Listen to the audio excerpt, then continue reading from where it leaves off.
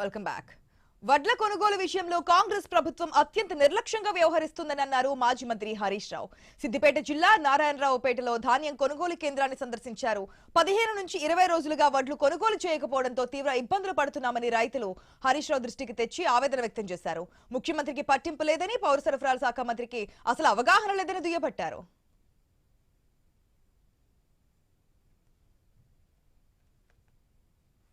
ఈ ప్రభుత్వం పూర్తిగా కొత్త విధానాలు పెట్టి రైతుల ఉసురు పోసుకుంటున్నారు. ఒకవైపు రైతు బంధు ఇయ్యలేదు, కరెంటు సరిగా రావడం లేదు, పంటల బీమా లేనే లేదు.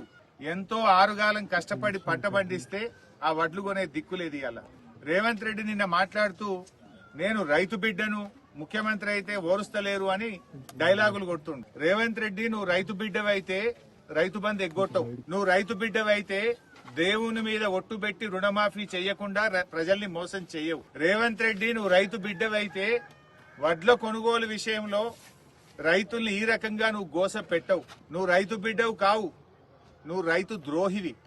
రైతులకు అన్యాయం చేస్తా ఉన్నావు నువ్వు. నేను అడుగుతా ఉన్నా, ఈ రాష్ట్రంలో ఈ యాసంగి పంటలో 90 లక్షల మెట్రిక్ టన్నుల వడ్లు పండుతున్నాయి. ఇప్పటిదాకా నువ్వు కొన్నదెంత? 6-7 లక్షలు కూడా కొనలే. 10 పైసల వడ్లు కూడా ఇప్పటిదాకా కొనలే నువ్వు.